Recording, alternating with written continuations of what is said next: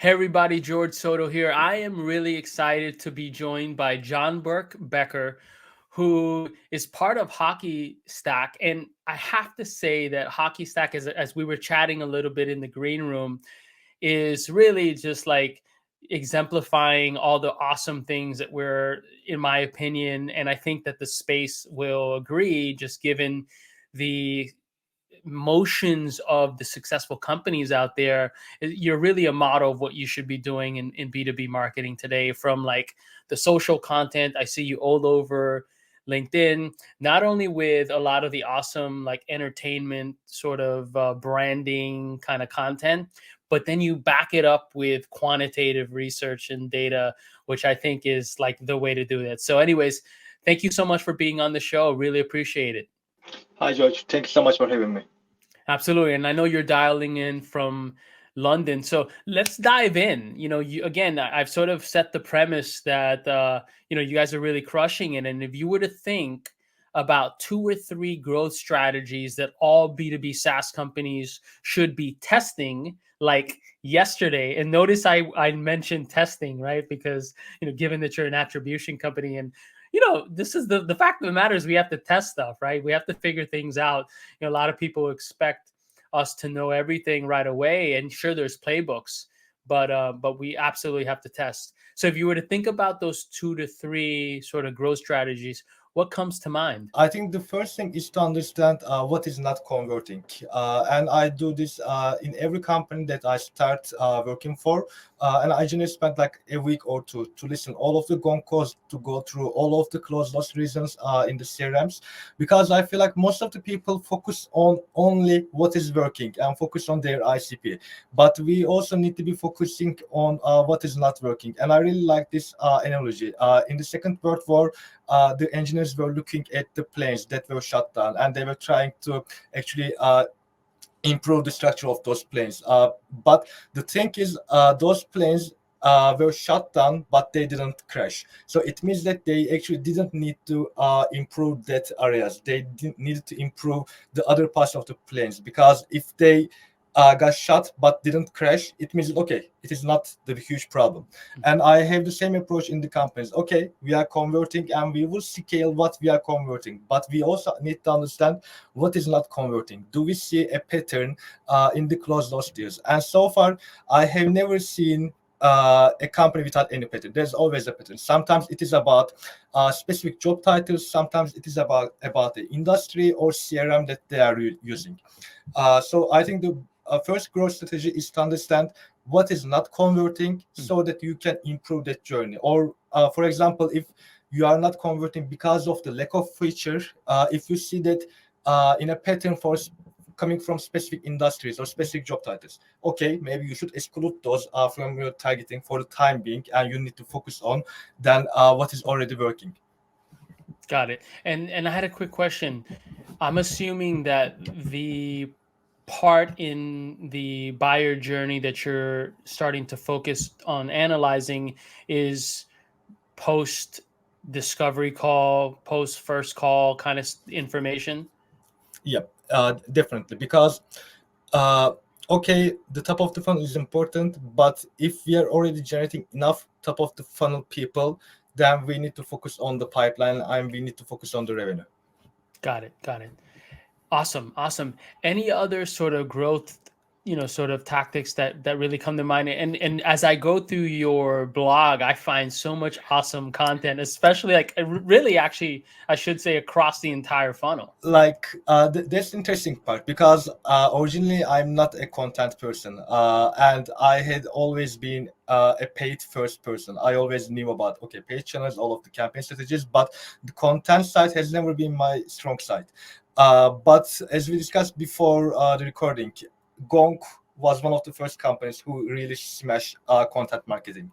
And when you think of it, actually, if you have strong content team, or if you have strong data, then you can create you can create easily content for your ICP. And I remember, like last year, I was advising HockeyStack. I was not a full-time employee back then, but it was Easter. I wasn't Belgium, and I just sent this memo to Emir, the CRO. I said, look, you have enough content to create a similar web for marketeers. Nobody knows about benchmarks in B2B marketing. Nobody knows benchmarks in revenue. So when you think about that, you can actually be the similar web for B2B marketing, B2B sales teams. And he said, okay, we will do it when you join. And back then, I didn't even know I was joining, but apparently he knew it. And when I joined, I was like, okay, you know what? We have enough content, but how we can create not only a one-off thing, but a constant thing. And for that, we first had a smoke test with creating a recap report, 2023 recap report, what happened in the marketing funnel, what is the conversion rate, what are the average sales cycles. And while I was working on that report, I basically thought about all of the CMOs I work with. They always had the same question. Okay, we have our numbers, but we have no idea what other companies have. So I focused on that. And the website traffic, like we got the website traffic in 3 days that we got in 30 days after we released that report. So it was like, okay, it is going well. Now how we can scale that. Then as we create more reports, we came to realize, okay, actually what we need to do is to understand what we are looking for. Like as a marketer, what I need, then I create the content. And I think that has been a really good growth strategy, but it doesn't mean that you can only do it with a company, with a tool like HockeyStack. Like if, for example, actually Vendor does that as well. Like Vendor also creates reports about what are the benchmarks, what are the data that other people are seeing. And their ICP is procurement, their ICP is finance people. And they are getting really good traffic from those reports. Therefore, I feel like one of the low-hanging fruit growth strategies is to understand what data you have and then how to create reports, how to create engaging content from your own data. Awesome. Well, speaking of kind of things that you folks do really well, of course, attribution at a high level. Why the hell is attribution so broken? I think I feel like the traditional attribution has always been about proving the success of marketing teams. It was not about showing what is wrong. It was not about showing what could have been improved, but it was more like how marketing teams are successful. And it was basically like, okay, we might not have generated any deals from that campaign after spending 50K, but we can say that it impacted our overall revenue by 0.0001%. Therefore, it was not success. It was not successful. Therefore, marketers don't trust them. Revenue people don't trust them. CFOs don't trust them. But traditional attribution has been always about single touch, last touch, first touch, or even with multi-touch. It was basically giving the attribution to every campaign. Therefore, every campaign looked like successful. Therefore, yes, traditional attribution is broken. Traditional attribution is dead in a way because it doesn't tell you the truth. But with HockeyStack, what we are trying to educate our market about is that, okay, we know traditional attribution is dead, but we don't only show you single touch. We don't only show you multi-touch. We actually merge that data with the marketing mix modeling. We merge that data with our own machine learning system. So it is not only showing you why you are successful. On the contrary, it shows you why you are unsuccessful and tells the ugly truth. I love that. It's really digging into the pieces that really move the needle. And to your point early on, a lot of the time we just focused on our goals and what's working, but what you can really do and what you should really be doing and is really digging into why it's not working or what is not working. And I think that this idea that we learn more from failures, right, than we do from successes is actually absolutely true. I think all of us can really relate to that, right? When things are going great and you're super happy, you're just sort of like chill, right? But when, hey, you know what? I got to figure this thing out. There is, and that I think applies to all aspects of life. When you have to figure it out, when it's not going well, it really forces you to focus.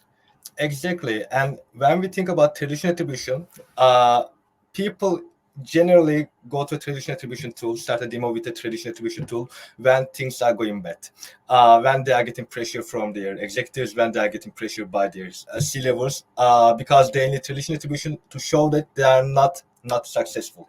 But the modern attribution, the attribution that we are trying to educate people about is that, okay, you don't need to have bad numbers. Even though your numbers are good, we can actually show you which part of the budget is not having a positive impact, or how you can actually scale your numbers even better. Awesome. Well, I wanted to ask you about something that this is somewhat personal to me, because I'm really trying to sort of think through this. If you were to think about like the current state of SEO, and I know you did a lot of paid as well, would you recommend, especially early on when you're a smaller organization or you're a larger organization that is trying to figure out how to focus resources early on, especially these days where folks are trying to do more with less? When you think about doing SEO, right? Should you focus on, or creating SEO optimized content, should you focus on, let's say, existing platforms out there like LinkedIn, for example, right? Or double down on building on domain blogs? And or the, maybe it's both, right? But let's just say that you had to focus on one. What would you recommend that folks do? That's the tricky part, and that's tricky because of many reasons. Firstly, unfortunately, our SEO game is not really well right now. Actually, we are trying to get it better. Now we are actually talking with some professionals so that we can improve the technical SEO game. And okay, we are launching all of those content, but those content are actually not SEO optimized. We are just launching that content because, okay, I know how to write the blog, I know how to read the numbers, and I know how to comment on them. However, I have no idea how to write SEO friendly content.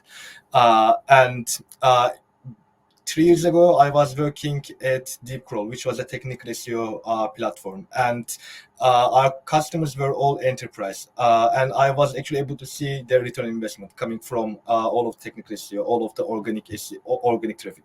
So there's definitely a potential, and I definitely don't think that ChatGPT will kill Google at this anytime soon. I don't think that like this new.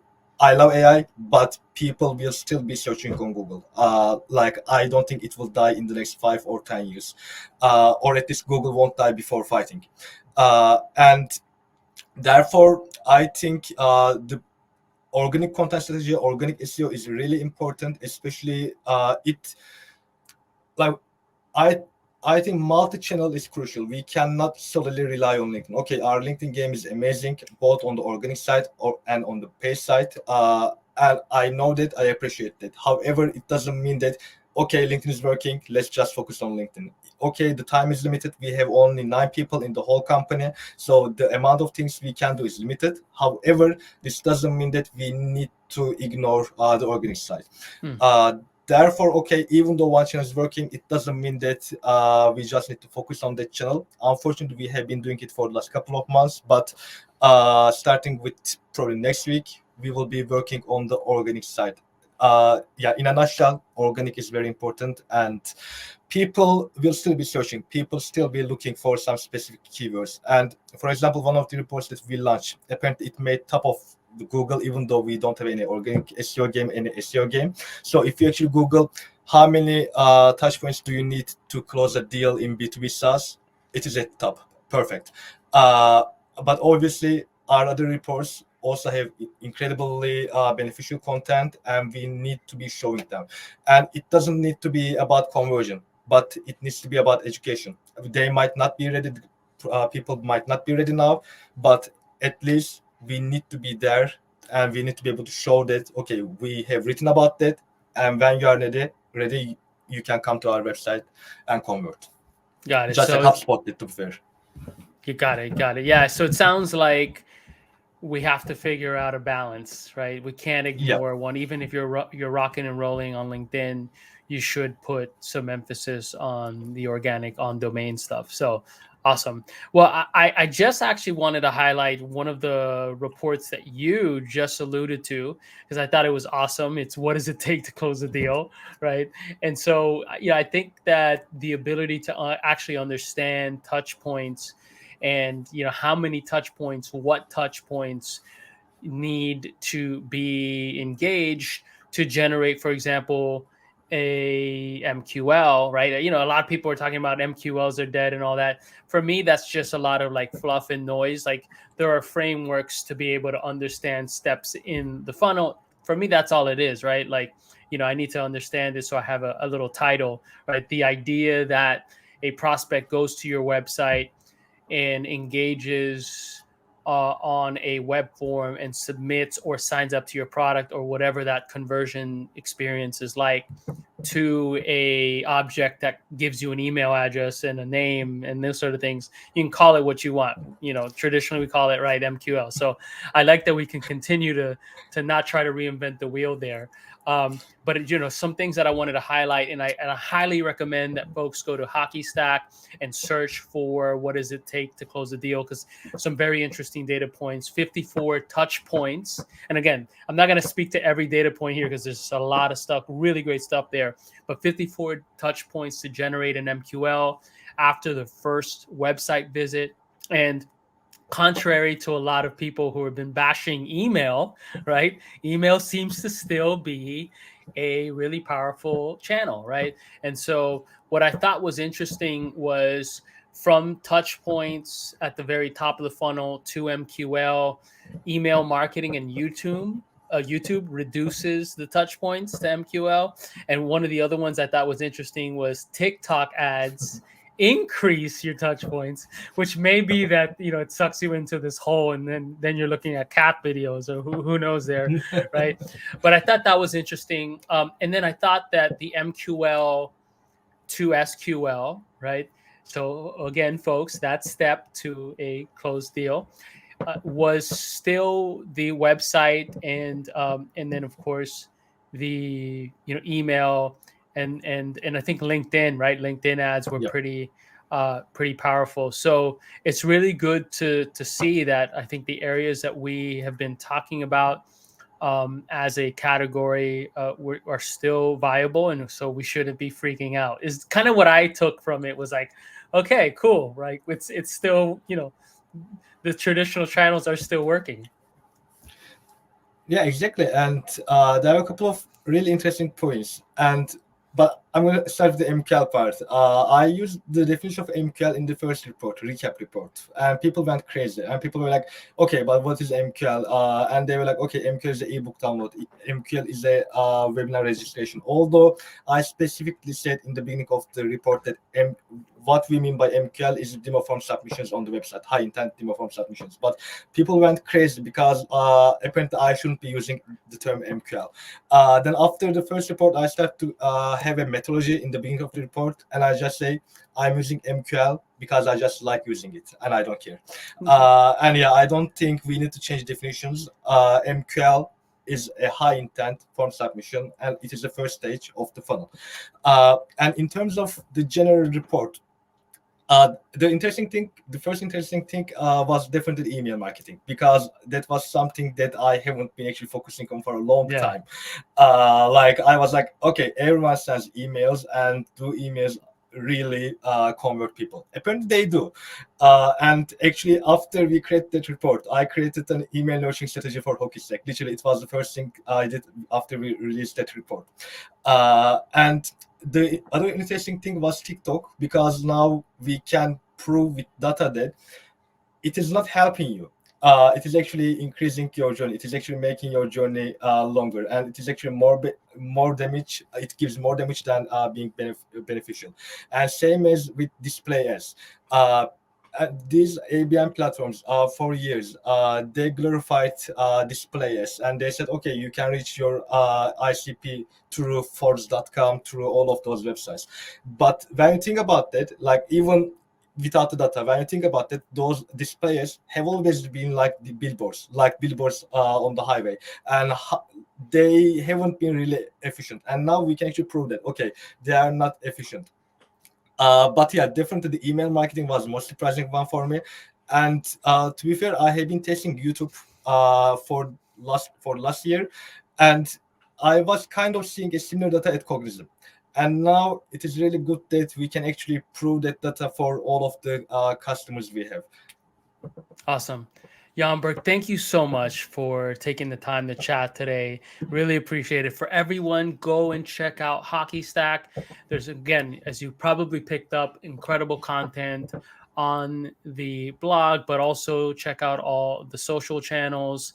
Really appreciate it. And I'm assuming that if folks want to get in contact with you, LinkedIn is probably the best channel to follow your content. Yes, please. Okay, awesome. Well, have a wonderful day and thank you so much. Thank you so much for having me, Josh.